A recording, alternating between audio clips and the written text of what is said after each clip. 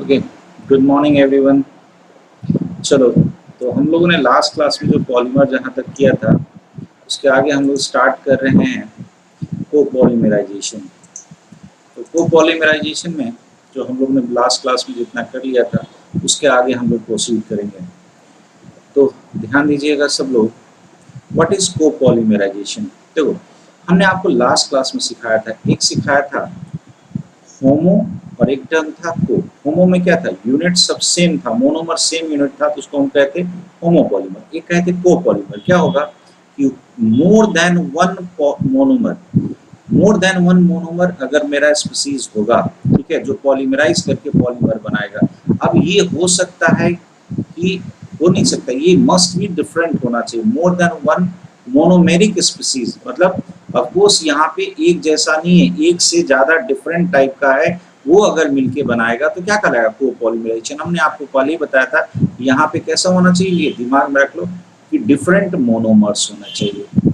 कैसा होना चाहिए, डिफरेंट मोनोमर्स। अगर मोनोमर्स होगा तो दैट इज कॉल्ड कोपॉलीमराइजेशन। ठीक है, एग्जाम्पल देखो, जिसे हमने आपको सिखाया था पीछे, ब्यूना एस। ब्यूना एस वहां पे क्या था, तो पिछले क्लास में भी हमने बता रखा है ब्यूटाडाइन। ब्यू से क्या था, ब्यूटाडाइन 1,3 ब्यूटाडाइन, और एस से क्या था, स्टाइरीन। तो गौर से देखो, ये पाई बॉन्ड आपका टूटेगा, तो पाई बॉन्ड जैसे ही टूटेगा, गौर से देखो यहाँ भी फ्री रेडिकल बनेगा, यहाँ भी फ्री रेडिकल बनेगा।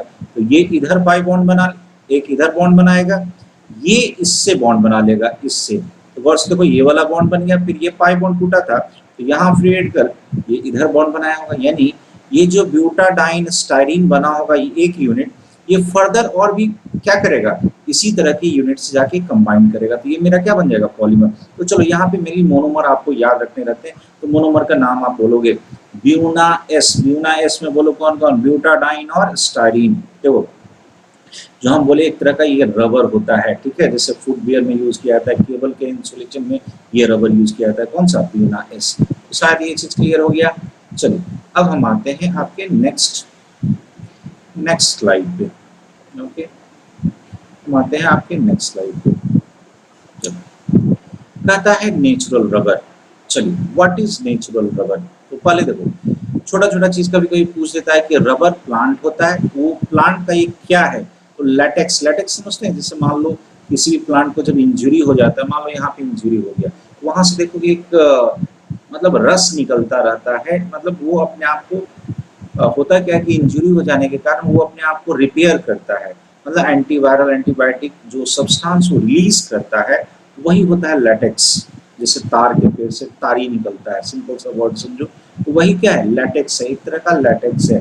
तो ये जो रबर प्लांट से जो लैटेक्स निकलता है, दैट इज रबर। ठीक है, ये क्या है, this is the linear polymer of isoprene. ये आइसोप्रीन का लीनियर पॉलीमर होता है, कौन, natural rubber. What is isoprene, 2 methyl 1,3 butadiene. बेटा इस नाम को आप याद रख लो। बोलो, नेचुरल रबर किसका है, नेचुरल रबर का मोनोमर आइसोप्रीन। आइसोप्रीन का IUPAC name 2 methyl 1,3 butadiene. 2 methyl 1,3 butadiene. गौर से देखो, यहाँ से नंबरिंग शुरू करो, 1 2 3 और 4। दूसरे पोजीशन पे कौन है, मिथाइल, तो 2 मिथाइल। 1 और 3 पे पाई बॉन्ड है, तो 1 3, 4 कार्बन था तो ब्यूटेन। हमने क्या सिखाया था, ब्यूटा मतलब इतना हो गया, अल्का डाइईन, तो डाई की जगह 2 बार आया डाई, और इन का पोजीशन कौन था, 1 3। तो ये हो गया मेरा कौन, आइसोप्रीन। अब गौर से देखो, ये सेम, ये वाला पाई बॉन्ड टूटेगा तो ये इधर जुड़ेगा, ये वाला पाई बॉन्ड टूटेगा तो ये इधर जुड़ेगा, वैसे ही हुआ है। ये वाला गौर से देखो, एक नया पाई बॉन्ड यहाँ पे बना, यहाँ से इधर जुड़ा, इस तरह से ये लिंकिंग होता चला गया, यहाँ जुड़ा, उसके बाद ये यहाँ जुड़ा, फिर इधर से जुड़ेगा, मतलब इस तरह से मेरा ये क्या है, सिस। सिस का मतलब समझोगे, सिस मतलब होता है सेम साइड। और से देखना, ये जिधर से बॉन्ड बना रहा है, ये वाला मॉलिक्यूल जिधर से बॉन्ड बना, उधर ही यहाँ बॉन्ड बना, फिर इधर ही वही बॉन्ड बना, फिर यहाँ इधर बॉन्ड बनेगा, मतलब सिस मतलब होता है सेम साइड, मतलब सेम साइड यहाँ पे बॉन्ड बन रहा है, तो ये कैसा है, सिस पॉली आइसोप्रीन। फिर से एक मिनट मेरी बात सुनोगे, नेचुरल रबर का मोनोमर आइसोप्रीन, क्या है, isoprene. What is isoprene, 2 methyl 1,3 butadiene. बस इतना ही आपको याद रखना है। तो व्हाट इज नेचुरल रबर, इसका अगर नाम आपसे पूछेगा तो सिस पॉली आइसोप्रीन, ये होता है मेरा नेचुरल रबर। ठीक है, अब इसका देखो, कहता है ये जो होता है this acquire coiled structure and held by van der Waals force exhibits elastic property, मतलब होता है कि ये क्वाइलिंग हो जाता है, क्वाइलिंग होने के कारण एक दूसरे से जुड़ा रहता है, जिसके कारण इसमें इलास्टिक प्रॉपर्टी होती है। जैसे जनरल हम लोग देखते हैं रबर में, रबर को आप थोड़ा सा तिरछा कर दो फिर से वापस आ जाता है। ये सब कौन सी प्रॉपर्टी होती है? इलास्टिसिटी। किसके कारण होता है? इसमें क्वाइल्ड स्ट्रक्चर रहने के कारण। तो ये सब नहीं पूछता है बेटा, पूछेगा आपसे मोनोमर। कुछ बोलो, मोनोमर कौन है नेचुरल रबर का? आइसोप्रीन। नेम बोलो, 2-methyl-1,3-ब्यूटाडाइन। क्लियर है? चलो अगले स्लाइड पे चलते हैं, नेक्स्ट स्लाइड पे आते हैं। वल्कनाइजेशन ऑफ रबर, पता नहीं कितना बार पूछा है। What is vulcanization? तो सुनना सिंपल है, जो नेचुरल रबर, पहले सुन लो सारा चीज, जो नेचुरल रबर रहता है वो बहुत ज्यादा मजबूत नहीं होता है, उसको मजबूती देने के लिए उसमें कुछ केमिकल ट्रीटमेंट होता है। तो इतना केवल याद रखना, नेचुरल रबर कमजोर होता है, उसको हम केमिकल ट्रीटमेंट क्या करते हैं, उसमें सल्फर जोड़ते हैं, बस इतना याद रखना, सल्फर जोड़ते हैं। जैसे कौन देखो, ये था मेरा 2-methyl-1,3-ब्यूटाडाइन, ये था 2-methyl-1,3-ब्यूटाडाइन था, बीच में देखो तो सल्फाइड बॉन्ड आके जुड़ा, यानी सल्फर से जब उसको हम क्रॉस लिंकिंग करते हैं इसकी मजबूती बढ़ जाती है। This process is called vulcanization. आपसे पूछा है कि वल्कनाइजेशन क्या है, तो रबर की क्वालिटी को इम्प्रूव करने के लिए। दूसरा चीज, वल्कनाइजेशन किसके मतलब किसके प्रेजेंस में होता है, तो सल्फर के प्रेजेंस में। बस इतना ही याद रखना, बहुत सारा कैटलिस्ट आता है, एडिटिव आता है, सब नहीं याद रखना, यानी यहाँ पे सल्फर का बॉन्ड बनता है। तो चलो एक बार पूरा पढ़ो। The process of heating of mixture of raw rubber, मतलब जो नेचुरल रबर है, with sulfur at temperature of 373 Kelvin to 415 Kelvin with some additive। additive क्या होगा? मेनली 5% सल्फर होता बहुत कुछ है, यहाँ पे आपको उतना चीज नहीं जानना है, जितना जानना उतना ही पढ़िए। तो सल्फर, यही क्वेश्चन पूछा होता है, किसके प्रेजेंस में वल्कनाइजेशन कराते हैं, तो बोलो मेन चीज कौन है? सल्फर। अब कहता है इट रिजल्ट्स इन क्या होगा? क्रॉस लिंकिंग, मतलब 3 डायमेंशनल एक नेटवर्क बना लेगा, उसको पकड़ लेगा। कहता है किसमें? लीनियर चेन को। तो रबर की क्वालिटी क्या होगी? बढ़ जाएगी। और जुड़ता किसके थ्रू है? सल्फर एटम के थ्रू, जो कि यहाँ पे हमने दिखा रखा है। तो आप वल्कनाइजेशन लिख सकते हो, ये 12th का बड़ा बेटा फेवरेबल क्वेश्चन है। वल्कनाइजेशन क्या है? आप सिंपल अपने वर्ड में लिखना, ट्रीटमेंट किसका? नेचुरल रबर का। किसमें? उसको इम्प्रूव रबर में। किस लिए? To improve its quality. किसके प्रेजेंस में? तो केवल लिखना एट हाई टेम्परेचर। टेम्परेचर नहीं याद है, इतना याद रखना, 100 डिग्री सेल्सियस से ये वर्ष लेवल कितना है? तकरीबन 130 मान लो, 120 130 उतना तक। किसके लिए? किसके प्रेजेंस में? 5% सल्फर, या सिंपल लिख देना in presence of sulphur which creates क्या? इसके जो स्ट्रेट चेन होता है, लीनियर चेन होता है, उसमें क्या होता है? सल्फर एटम जुड़ जाता है, जिसके क्रॉस लिंकिंग होता है और ये एक इम्प्रूव रबर बन जाता है। This process called vulcanization. एकदम बेटा अपने वर्ड में लिखो, पहले एकदम सीख लो कि हमको क्या ये कंसेप्ट है, उसको अपनी वर्ड में लिखो। एकदम 12th का एक बड़ा फेवरेट टॉपिक होता है बेटा। चलो नेक्स्ट आते हैं, नेक्स्ट स्लाइड पे आते हैं। अब आते हैं हम सिंथेटिक रबर पे। तो सिंथेटिक रबर क्या होता है? सिंथेटिक रबर में जैसे पीछे भी हमने सुना था ब्यूना एस, तो उसका भी नाम आएगा। एक और आएगा ब्यूना एन। क्या देखो, नियोप्रीन। नियोप्रीन क्या है? पॉलीक्लोरोप्रीन। ये मेरा पहला सिंथेटिक रबर है। देखो नियोप्रीन का मोनोमर याद रखोगे, नियोप्रीन ये है मेरा, उसका मोनोमर क्लोरोप्रीन। तो ये पता नहीं कितनी बार पूछा है बेटा कि नियोप्रीन का मोनोमर क्लोरोप्रीन। अगर इसका यूपीएससी नाम लिखना होगा तो देखो तो 1 2 3 4 क्या नाम लिखाएगा? 2-methyl 1,3 पे आपका 2 डबल बॉन्ड है, 4 कार्बन है, तो क्या लिखाएगा? ब्यूटा डाइआइन। तो यही 2-methyl की जगह वहां था, सॉरी यहाँ पे 2-methyl की जगह क्या आ जाएगा? एक मिनट सॉरी, दूसरे पोजीशन पे कौन है? क्लोरो। तो यहाँ पे आ जाएगा 2-chloro 1,3 ब्यूटाडाइन। तो चलो फिर से एक बार याद करो, नेचुरल रबर का मोनोमर था आइसोप्रीन, वहां पे इस क्लोरीन की जगह था क्या? मिथाइल। कौन था? मिथाइल। सिंथेटिक रबर में इस मिथाइल की जगह कौन आ गया? क्लोरो। तो वहां था आइसोप्रीन। नेचुरल रबर का मोनोमर आइसोप्रीन, सिंथेटिक रबर जो नियोप्रीन है उसका मोनोमर क्लोरोप्रीन। दूसरे पोजीशन पे वहां मिथाइल था, यहाँ आ गया क्लोरो। क्लियर है? बस इतना ही याद रखिए कि यहाँ पूछता है बस मोनोमर किसका क्या है। मेरे साथ अगर एक बार सुन लो, नियोप्रीन सिंथेटिक रबर है, मोनोमर क्लोरोप्रीन, नेचुरल रबर का मोनोमर आइसोप्रीन, आइसोप्रीन था 2 मिथाइल 1,3 ब्यूटाडाइन, क्लोरोप्रीन है 2 क्लोरो 1,3 ब्यूटाडाइन। शायद क्लियर हो गया होगा, थोड़ा सा डिफरेंसेस देखते चले जाओगे तो याद हो जाएगा। नेक्स्ट देखो ब्यूना एन, ब्यूना ब्यू फिर से बोलो 1,3 ब्यूटाडाइन, और एन से यहाँ याद रखिएगा एक्राइलोनाइट्राइल, अक्राइलोनाइट्राइल, अक्राइलोनाइट्राइल ये क्या होता है हम आपको पीछे सिखा चुके हैं। जैसे या ये देखो गौर से, इथीन है, इसमें अगर यहाँ पे साइनाइड जुड़ा हुआ है तो दिस इज एक्राइलोनाइट्राइल, यहाँ पे बेंजीन रहता तो स्टाइरीन, देखो यहाँ बेंजीन रहता तो स्टाइरीन, साइनाइड है तो अक्राइलोनाइट्राइल। बेटा लिख के याद रखना। तो ये हो गया 1,3 ब्यूटाडाइन और अक्राइलोनाइट्राइल से मिलकर बना तो 1,3 ब्यूटाडाइन। अक्राइलोनाइट्राइल के लिए एन टर्म लेते हैं, मेरा क्या बन जाएगा nitrile rubber, that is called Buna N. चलो नेक्स्ट आते हैं, नेक्स्ट स्लाइड पे चलते हैं। ओके नेक्स्ट आते हैं बायोडिग्रेडेबल पॉलीमर। बायोडिग्रेडेबल सुनो, होता क्या है कि जितना भी पॉलीमर सिंथेटिक बनता था वो डिग्रेड नहीं होता। जैसे पॉलीथीन है, एक बहुत बड़ा अभी नेचर के साथ प्रॉब्लम है, नेचर में इसको डिग्रेड कैसे किया जाए, तो बहुत सारा चीज डिस्कवरी इसके पीछे लोग लगे हुए हैं। कुछ एक चीज मिला भी, वो डिग्रेड कैसे होता है, तो देखो डिग्रेड कैसे होता है। कुछ बैक्टीरियल डिग्रेडेशन पॉसिबल है, तो मिला कुछ एक मोनोमर कि जिसका अगर हम प्लास्टिक बनाए या कुछ ऐसा पदार्थ बनाए, इसको नेचर में छोड़ दिया है तो डिग्रेड हो जाता है। जैसे यहाँ देखो, इसको याद रखना है ऐसे PHBV। What is P? P for poly, H for hydroxy है, तो कौन सा हाइड्रोक्सी है? Beta hydroxy butyrate. ठीक है, तो फिर बोलोगे सर ये B भी क्या है? तो बस देखो B से था ब्यूटारेट और V से है वेल्वेरेट। फिर से देखना PH पॉली हाइड्रोक्सी, B से ब्यूटारेट और दूसरा PHV का ले लो, तो P से फिर वही होगा हाइड्रोक्सी और V से क्या था वेल्वेरेट। फिर से देखना हमने क्या क्या बोला। P से पॉली हाइड्रोक्सी, H से हाइड्रोक्सी हो गया, B से ब्यूटारेट और V से बस याद रखो वेल्वेरेट। तो क्या क्या है इसमें? पॉली हाइड्रोक्सी ब्यूटारेट, ब्यूटारेट और इसके साथ जुड़ा हुआ है बीटा हाइड्रोक्सी वेल्वेरेट। ये केवल नाम याद रखना बेटा। ये क्या है? यहाँ देखो, ये पॉली टर्म हटाओ तो मोनोमर आएगा, तो मोनोमर क्या हो जाएगा?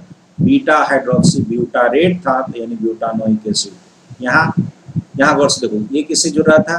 तो ये हो जाएगा हाइड्रोक्सी पेंटानोइक एसिड, क्योंकि बीटा पोजीशन है। गौर से देखो, बीटा पोजीशन है कहाँ पे?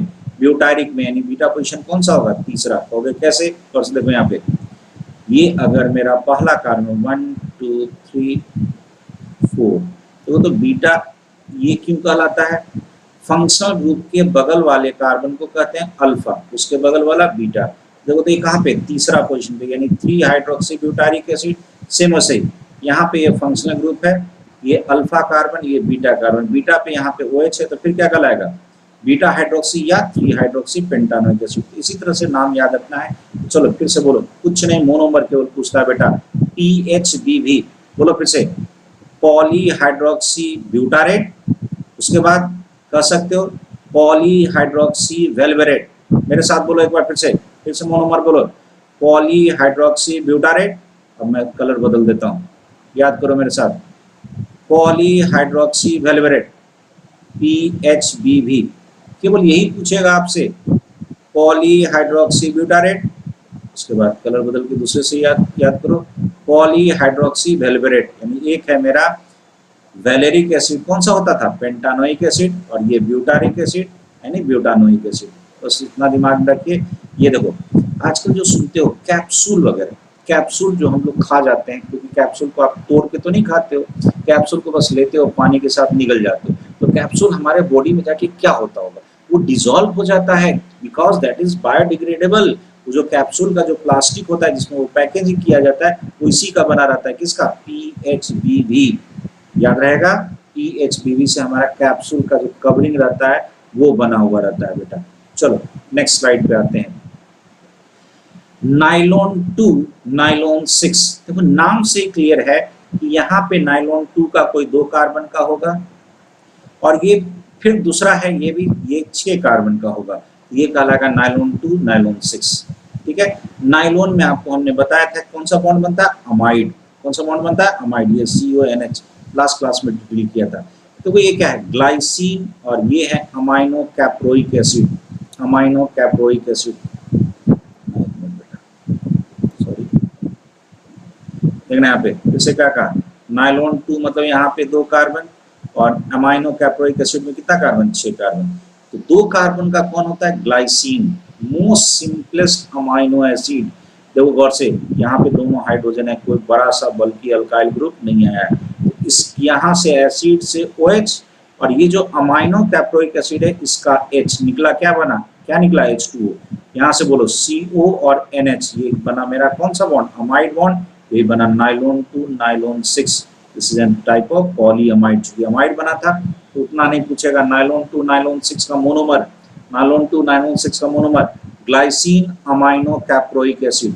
यूज, सुनो एक मिनट, जो आजकल जो स्टिच किया जाता है सर्जरी के बाद, उसको आप सुनोगे कि स्टिच को काटने के लिए नहीं आना पड़ता है, वो डॉक्टर स्टिच कर देगा, बोलेगा कि बट ऐसे ही डिसॉल्व कर जाता है। वो अपने आप आजकल जो मॉडर्न, जो आजकल जो सर्जरी होता है उसमें जो स्टिचेस यूज किए जाते हैं वो डिसॉल्व कर जाता है ऑटोमेटिकली, वो इसी का बना होता है, nylon 2, nylon 6, that is biodegradable polymer. आपके सिलेबस में यही 2 पॉलीमर पढ़ना था, एक कौन था, PHBB, पॉलीहाइड्रोक्सी ब्यूटारेट, पॉलीहाइड्रोक्सी वेल्वेरेट, और दूसरा नाइलॉन 2, नाइलॉन 6, मोनोमर बोलो ग्लाइसिन अमाइनो कैप्रोइक एसिड। शायद क्लियर हो गया, क्लियर हो गया बेटा। यहाँ पे आपका पूरा का पूरा पॉलीमर का जो सिलेबस है आपके एनसीईआरटी में, अकॉर्डिंग टू एनसीईआरटी, ये आपका खत्म हो गया। वीडियो 2 बार देखो बेटा, बड़े अच्छे से क्लियर होगा। बहुत लोग बोलते हैं, जैसे पिछले क्लास में कुछ ने कहा था बेटा बोर हो रहे हैं, बेटा ये सब मत करो। पढ़ाई में आपको क्या कोई इंटरटेनमेंट मिलेगा, थोड़ा सा तो कंसंट्रेट करना ही पड़ेगा। हम तो आपको चुटकुला तो यहाँ सुना नहीं सकते हैं, ठीक है, तो थोड़ा सा कंसंट्रेट करो बेटा, अदरवाइज बहुत लोग हैं पढ़ाने वाले। ओके, रुको एक मिनट, मैं थोड़ा सा इसे एडजस्ट कर दूं।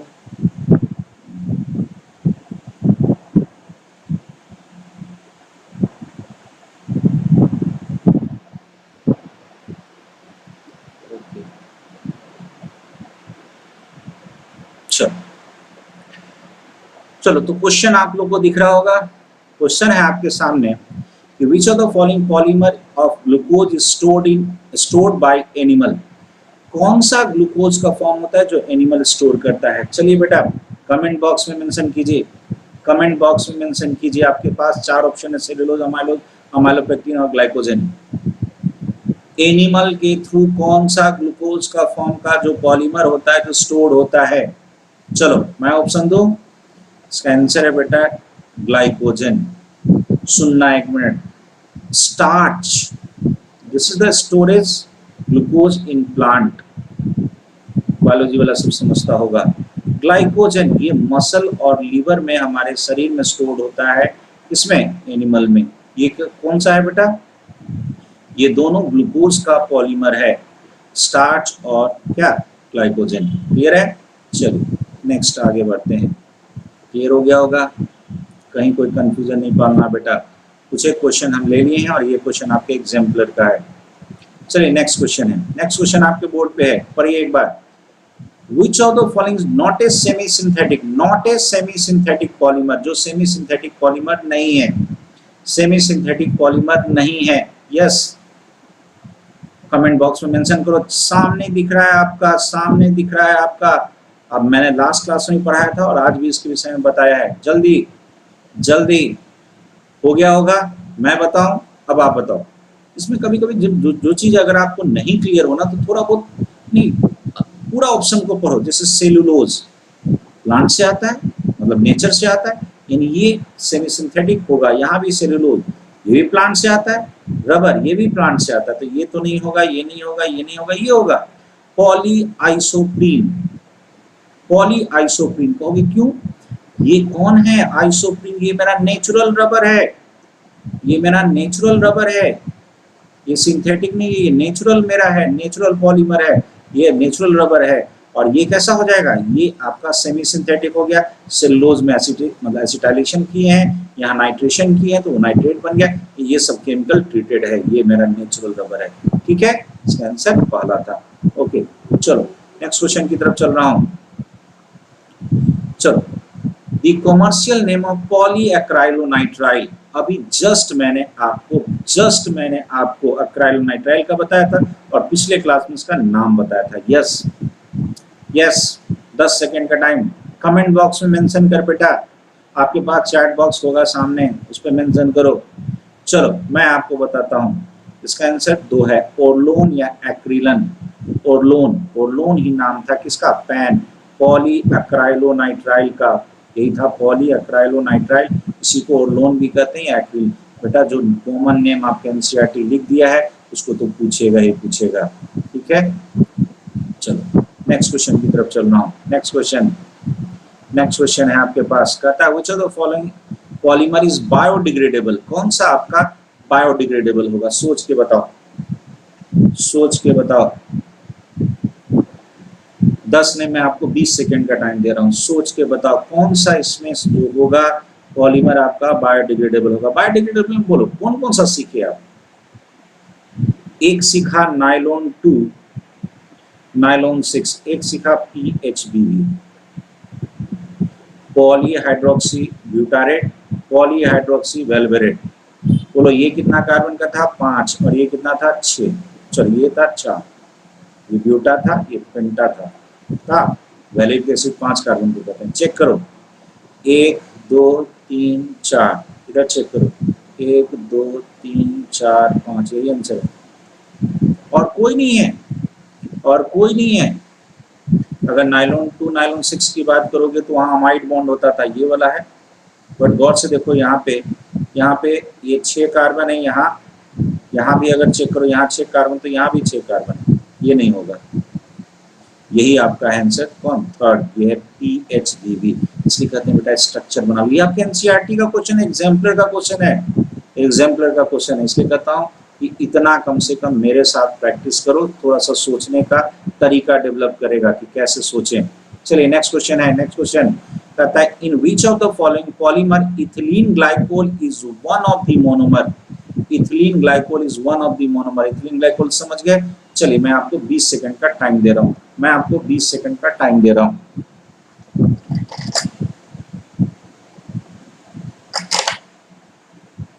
ओके,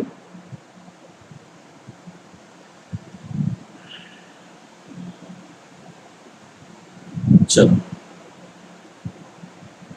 जिनको भी ऑप्शन मेंशन करना है करो। अब मैं आपको बताता हूँ, देखो what is called ethylene glycol. कभी आपको याद है, मैंने आपको सिखा रखा है CH2OH, CH2OH, this is ethylene glycol. तो चेक करो 2 कार्बन का OH कहीं पे है, ये तो है नहीं, यहाँ भी नहीं दिख रहा है, यहाँ भी नहीं दिख रहा है, यहाँ दिख रहा है।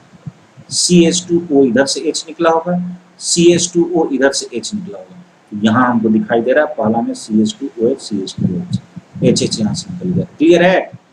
तो बस पहले नाम से आप स्ट्रक्चर जानो उसका कि कौन सा स्ट्रक्चर होगा, और उससे चेक करो कि किस में है। बेटा ये एनसीईआरटी का क्वेश्चन है, इसलिए कहता हूँ थोड़ा सा बेटा सही से पढ़ो, बहुत कुछ काम देगा।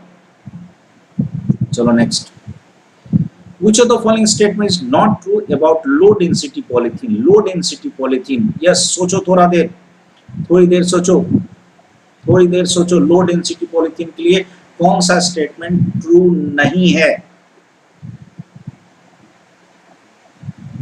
10 सेकेंड सोच लिए, अपना आंसर मेंशन करना होगा। कीजिए कमेंट बॉक्स में मेंशन कीजिए, क्योंकि at the time of chat, first time जब स्ट्रीम होगा तो मैं आपके साथ चैट बॉक्स में अवेलेबल रहूंगा। चलो यहाँ देखो, मैंने लो डेंसिटी किसे बताया था, जब आपका इस तरह से ब्रांचिंग हो जाए। अगर ब्रांचिंग होगा तो इसकी पैकेजिंग अच्छी नहीं होगी, पैकेजिंग अच्छी नहीं होगी तो इसकी डेंसिटी क्या होगी, कम होगी।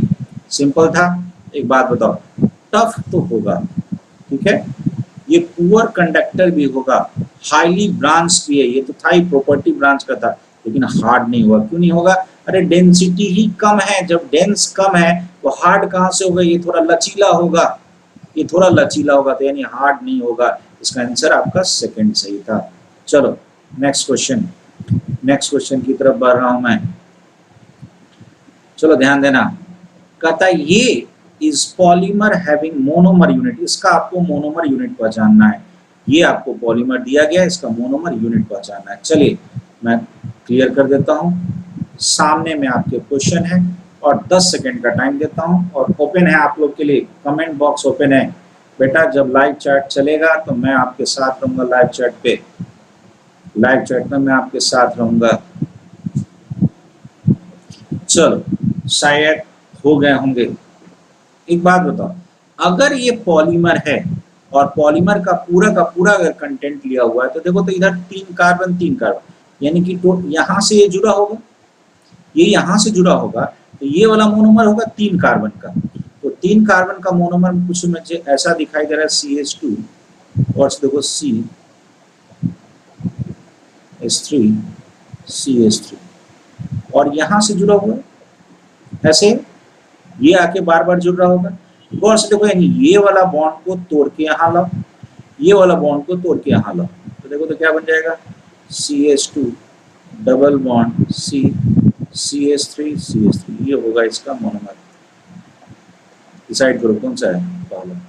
समझ में आया ये चीज। फिर से देखो मुझे पता है यहाँ बहुत लोग गड़बड़ाए होंगे। यहाँ देखो, अगर ये पॉलीमर है यानी कि इसका सिमेट्री चेक करो। सिमेट्री अगर हम चेक करेंगे, गौर से देखो बेटा, सिमेट्री अगर चेक करोगे तो 3 कार्बन इधर है, तो 3 कार्बन यानी यहाँ से इसको तोड़ दो। तोड़े तो देखो गौर से देखो, इधर भी ये बॉन्ड बना रहा है, इधर भी बॉन्ड बना रहा है। ठीक है, इधर मेरा CH3 था, इधर CH3 था। हमने क्या सिखाया था आपको, जैसे इथीन में क्या सिखाया था कि इधर जो बॉन्ड बना होगा और इधर जो बॉन्ड बना होगा, इसको फिर रिटर्न ले आओ यहाँ पे और यहाँ पे। ये जो आपका फ्री रेडिकल और यहाँ जो फ्री रेडिकल होगा, ये दोनों इलेक्ट्रॉन मिलके यहाँ क्या बना लेगा, बॉन्ड। तो चेक करो ये वाला ग्रुप कहाँ पे, ये वाला ग्रुप ये है। क्लियर है? तो चलिए इतना ही था आपके एग्जाम्पलर में, इतना ही क्वेश्चन था। यहाँ आपका पॉलीमर खत्म हो गया। अब आप सब लोग एक काम करोगे, एनसीईआरटी का जितना भी क्वेश्चन आंसर है, एनसीईआरटी का जितना क्वेश्चन आंसर बेटा करो। और 2-3 चीज मैं आप लोग को बता दूं, जैसे ये जो तरीका जो मैंने जो ठीक है हमने खोज के ही निकाला है, ये जो पढ़ाने का तरीका, इसमें क्या होगा, इसके आने से क्या फायदा होगा कि मैक्सिमम क्वेश्चन आंसर हम लोग इस पर डिस्कस करेंगे, चाहे वो आईआईटी का हो, जेई का हो, नीट का हो, मैक्सिमम हम लोग अपने प्लेटफॉर्म पे यानी कि यूट्यूब पे डिस्कस करेंगे। ठीक है, इससे आपका फायदा होगा, स्टूडेंट कम्युनिटी का फायदा होगा, और हम चाहते हैं मैक्सिमम लोग का बेनिफिट हो, केवल हमारे स्टूडेंट नहीं बहुतों के साथ बेनिफिट हो। तो चलिए आज के लिए इतना ही। Okay, thank you all of you, thank you.